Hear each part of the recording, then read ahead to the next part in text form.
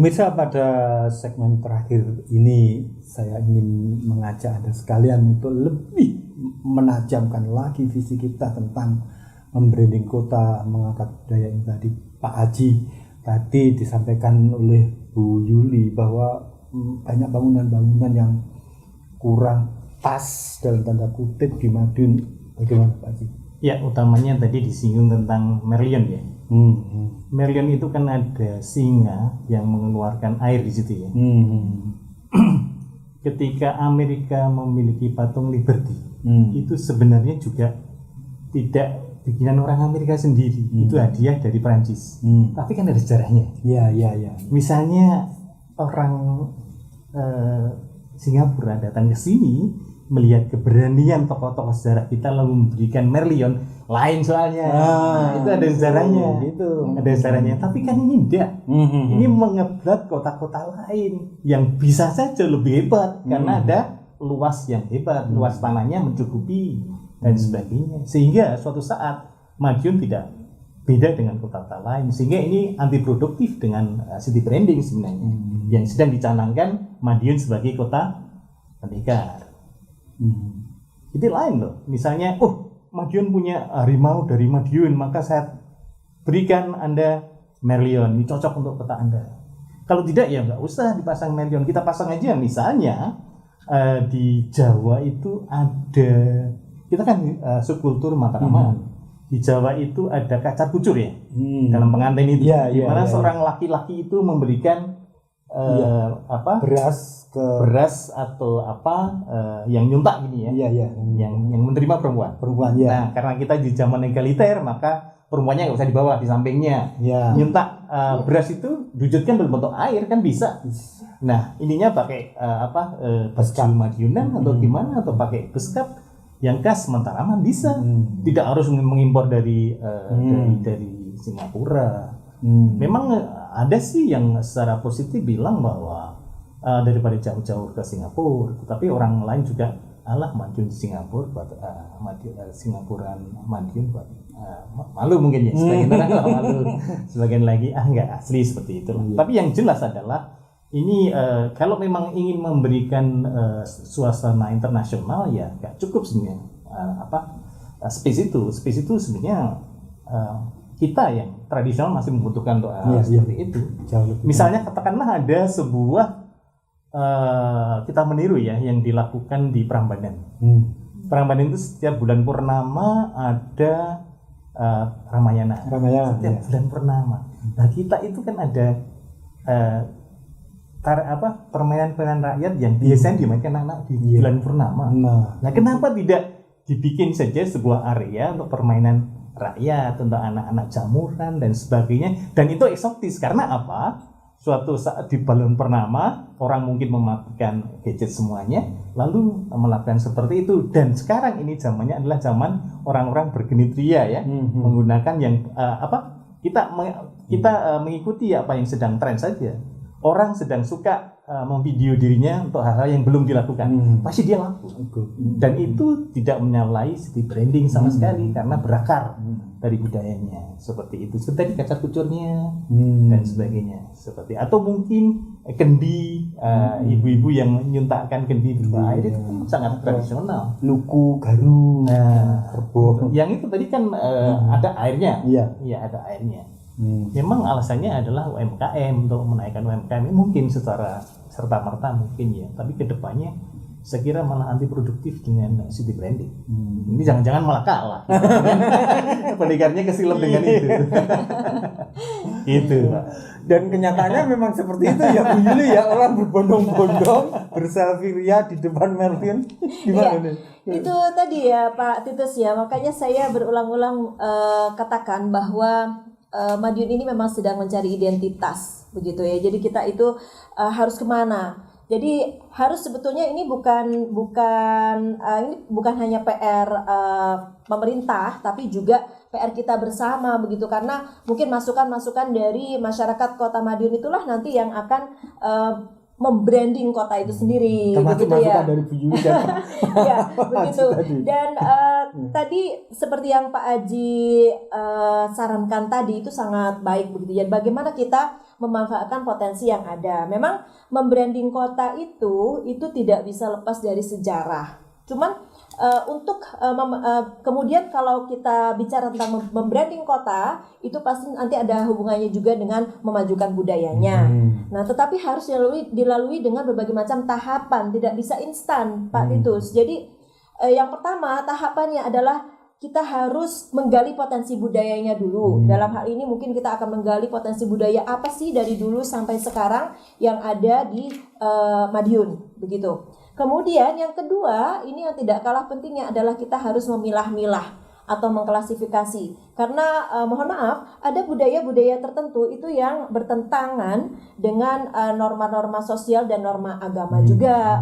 Misalnya ada seperti perayaan-perayaan zaman, tetapi biasanya ini di desa ya, kalau sudah di kota mungkin sudah tidak terlalu kental ya. Kalau di desa itu masih ada. Kalau ada perayaan-perayaan nanti orang akan bermain judi, kemudian minuman keras. Nah itu budaya, Pak Titus. Tetapi itu budaya yang negatif yang seharusnya mungkin tidak dikembangkan.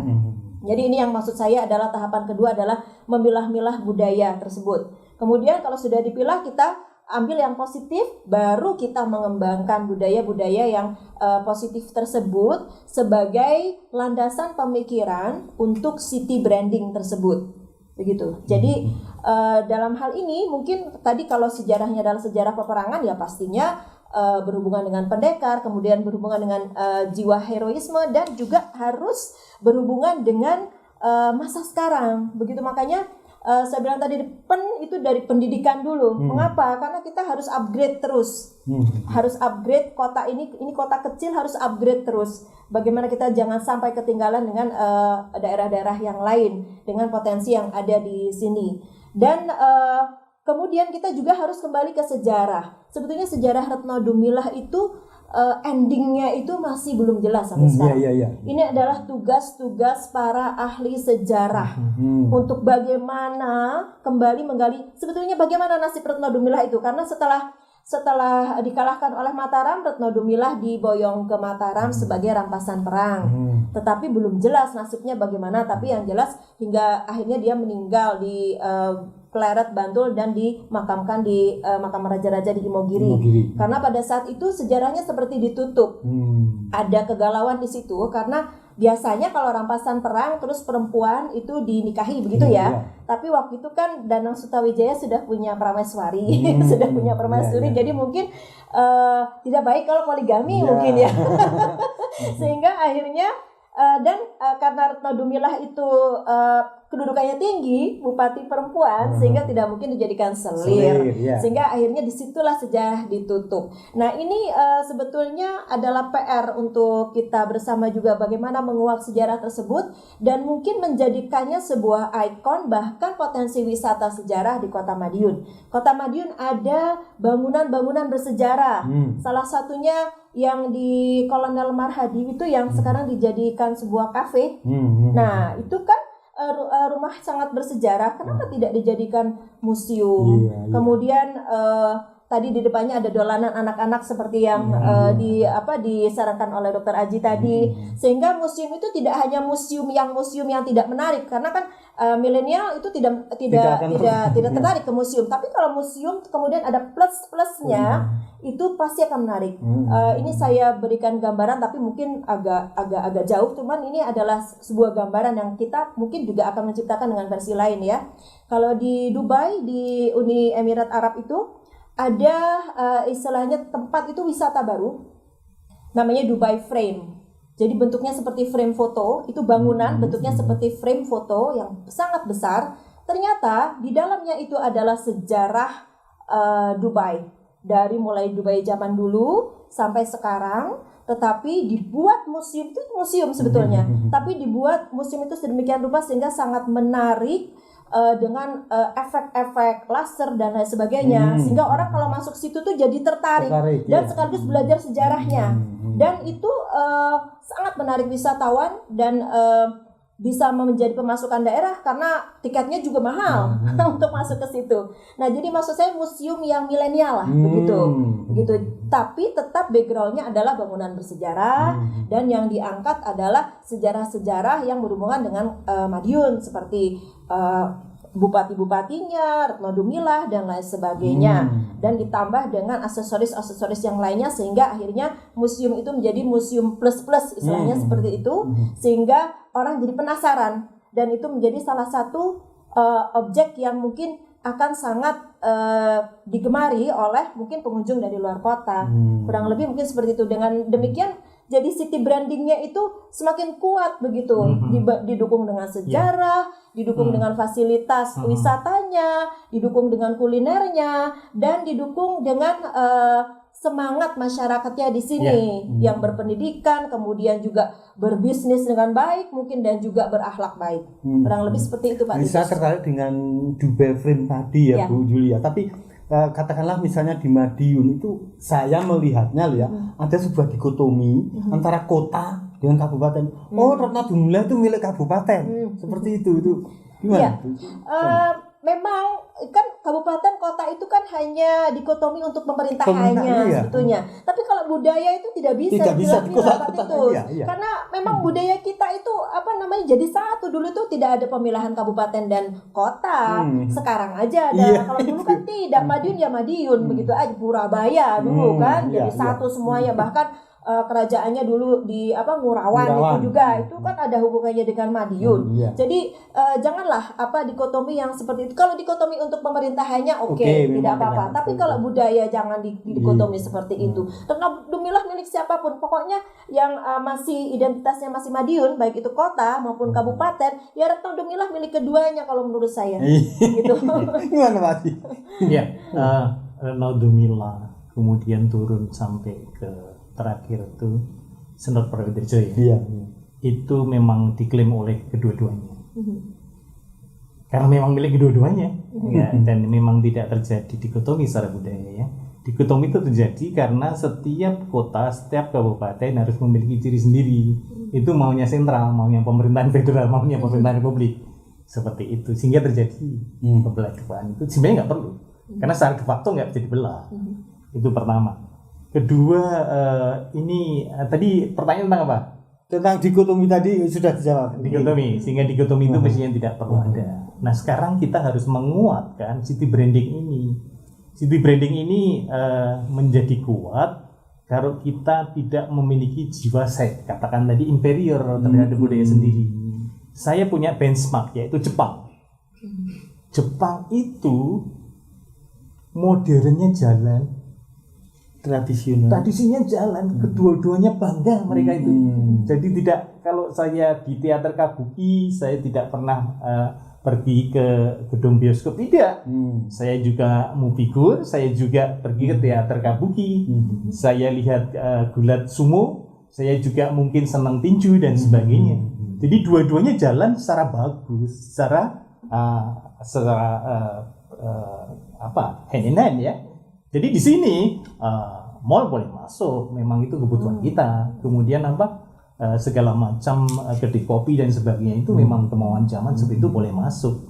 Semuanya boleh masuk yang bau-bau modernisme. Cuma hal-hal yang sifatnya budaya yang dimana kita sendiri bisa menampilkan mungkin lebih baik kalau kita punya perhatian lebih baik, punya fokus yang lebih baik, jangan dikesampingkan hanya gara-gara kita sebenarnya merasa inferior, merasa memiliki rendah diri, dan itu mungkin ditanamkan Belanda. handicap ketiga ditanamkan Belanda. Tapi mungkin ini waktunya juga sudah Pak Aji mau sampaikan closing statementnya untuk pemirsa. Oke. Jadi membranding kota, memajukan budaya itu dua hal yang berbeda, tetapi sebenarnya seperti satu mata uang, tidak bisa dipisahkan. Sehingga kalau Anda ingin membranding kota Anda, maka Anda juga harus memajukan budaya. Budaya lain mungkin bagus secara instan dipakai, dikagumi oleh daerah lain yang ingin berbondong-bondong ke sini, tapi itu instan, ke depan tidak akan bertahan lama. Sehingga menurut hemat saya, membranding kota tidak bisa dipisahkan dengan memajukan budaya sendiri. Terima kasih. Bu Juli, silakan. Selaras dengan yang diungkapkan oleh Dr. Aji tadi, saya sangat setuju bahwa membranding kota itu harus diawali dengan menggali potensi budaya yang ada di kota tersebut. Sehingga setelah kita menggali potensi yang ada, kemudian kita memilah-milahnya, kita ambil yang positif dan kemudian kita mengembangkannya. Sehingga city branding itu akan berawal dari potensi budaya yang ada di sebuah daerah, sehingga akhirnya kita mempunyai identitas yang benar-benar sesuai dengan sejarahnya. Sehingga dengan demikian nantinya membranding kota, memajukan budaya, kita akan menuju ke Madiun yang bertema. Demikian. Iya, baik pemirsa, demikian bincang-bincang kita kali ini. Anda orang Madiun harus bangga sebagai pendekar yang hebat, tidak harus inferior. Terima kasih. Terima kasih, Pak. Terima kasih.